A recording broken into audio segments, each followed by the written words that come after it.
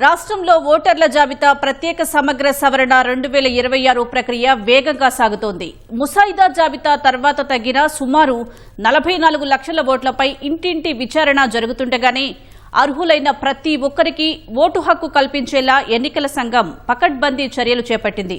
ఈ నెలలో 4 రోజుల పాటు రాష్ట్ర వ్యాప్తంగా ప్రతి పోలింగ్ కేంద్రంలో ప్రత్యేక క్యాంపులు నిర్వహించేందుకు సన్నద్దమైంది.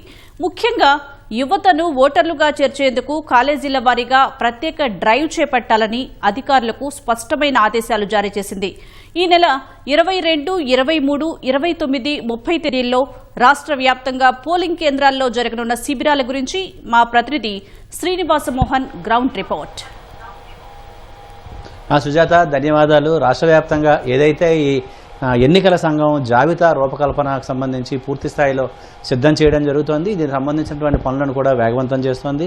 డ్రాఫ్ట్ జాబితా అనంతరం ఏవైతే ఓట్లు గల్లంతయ్యాయని భావిస్తున్నటువంటి సుమారు 44 లక్షల పైచిలుక ఓట్లపై క్షేత్రస్థాయిలో విచారణ దాదాపుగా కొలిక్కి వచ్చింది. అర్హులైన ప్రతి ఒక్కరికి ఓటు హక్కు కల్పించాలి అనే విధంగా తప్పులను సరిదిద్దుకునేలాగా ఈ నెలలో 4 రోజుల పాటు రాష్ట్ర వ్యాప్తంగా పోలింగ్ కేంద్రాల వారీగా కూడా ప్రత్యేక క్యాంపులు నిర్వహించేందుకు సర్వం సిద్ధం చేయడం జరిగింది. పోలింగ్ కేంద్రాల్లో స్పెషల్ క్యాంపులు ఓటర్ల సౌలభ్యం కోసం ఈ నెల 22వ తారీఖు, 23వ తారీఖు, అలాగే 29వ తారీఖు, 30వ తారీఖు ఏవైతే వారాంతాలు ఉన్నాయో ఆ వారాంతాల రోజుల్లో ప్రత్యేకమైనటువంటి ప్రసార దినాలుగా కూడా ఎలక్షన్ కమిషన్ ప్రకటించడం జరిగింది.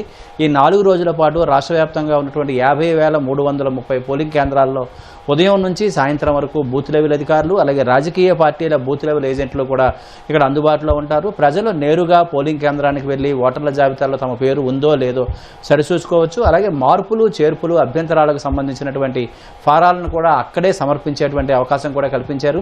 18 నుంచి 19 ఏళ్ల వయసులో ఉన్నటువంటి యువతను ఓటర్లుగా నమోదు చేసుకునేందుకు విద్యా సంస్థలు, అలాగే కాలేజీల్లో కూడా ప్రత్యేక క్యాంపులు ఏర్పాటు చేస్తూ విస్తృత ప్రచారం కల్పించాలని కూడా ఎన్నికల అధికారులకు స్పష్టమైనటువంటి ఆదేశాలు అందడం జరిగింది. ఓటర్ల జాబితా ప్రక్షాళన, క్లెయిములు, అభ్యంతరాల పరిష్కారంపై రాష్ట్ర ప్రధాన ఎన్నికల అధికారి వివేక్ యాదవ్, అలాగే అదనపు సీఈఓగా ఉన్నటువంటి ఢిల్లీరావు ఇటీవల కాలంలోనే సచివాలయం నుంచి వీడియో కాన్ఫరెన్స్ నిర్వహించి జిల్లా కలెక్టర్లకు, అలాగే ఎన్నికలకు సంబంధించినటువంటి అధికారులకు క్షేత్రస్థాయిలో ఒక స్పష్టమైనటువంటి ఆదేశాలను కూడా జారీ చేయడం జరిగింది.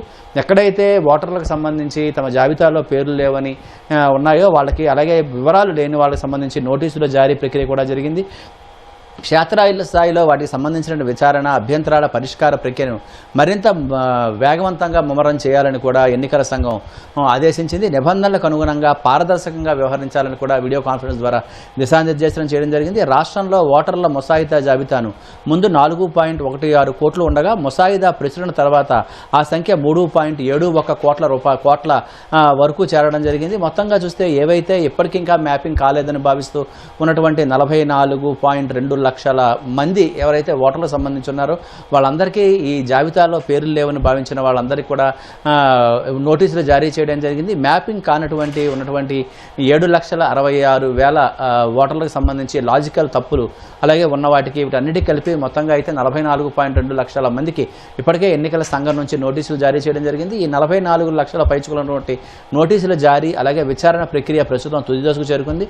రాష్ట్ర వ్యాప్తంగా 50,000 మందికి పైగా బిఎల్ఓలు ఇంటింటికి వెళ్లి చేపట్టినటువంటి విచారణలో ఇప్పుడు ఉన్నటువంటి ఏవైతే ఓట్లు ఉన్నాయో వాళ్ళకి 13,000 మందికి మాత్రమే నోటీసులు ఇంకా పెండింగ్లో ఉన్నాయి. ఇందులో నెల్లూరు జిల్లాలో 10,000 ఉంటే కడపలో అయితే 2,000 వరకు ఇంకా నోటీసులు అందాల్సి ఉన్నాయి. మిగిలిన జిల్లాల్లో పెండింగ్ అయితే నామమాత్రంగానే ఉన్నట్లు ఎన్నికల సంఘం కూడా భావిస్తడం జరిగింది. ఏవైతే కాల్స్ వచ్చాయో వాల్స్ ద్వారా కూడా పరిష్కారం వేగవంతం చేస్తున్నారు. ఓటర్ల జాబితాలో ఎవరైనా సవరణలు చేసుకోవాలంటే ఎన్నికల సంఘం ఫామ్ 8 కూడా ఈ ప్రత్యేకమైన డ్రైవ్ సందర్భంగా అందుబాటులో ఉంచడం జరిగింది.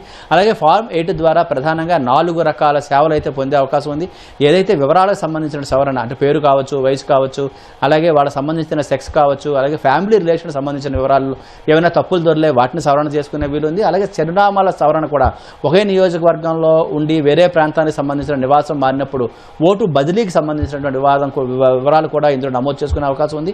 అలాగే కొత్త ఓటర్ కార్డులు అంటే పాత గుర్తింపు కార్డు, ఎపిక్ కార్డు పాడైపోయినా లేదా పోయినా చిరిగిపోయినా వాటి కొత్త కార్డు పొందేందుకు కూడా వెసులుబాటు ఉంది. అలాగే దివ్యాంగులకు సంబంధించినటువంటి గుర్తింపు కూడా ప్రత్యేకంగా ఇవ్వడం జరిగింది. ఓటర్ల జాబితాలో వాళ్ళకి సంబంధించినటువంటి మార్కింగ్ కోసం ఈ నెల 22, 23 అలాగే 29, 30 తేదీల్లో జరగనున్న ప్రత్యేక క్యాంపులో ప్రజలు ఈ అవకాశాన్ని సద్వినియోగం చేసుకోవాలి, తమ ఓటును సరిచేసుకోవాలని చెప్పి ఎన్నికల సంఘం విజ్ఞప్తి చేయడం జరుగుతోంది. కెమెరామెన్ సోమేష్తో Srinivas Mohan, ETV news. Over to studio.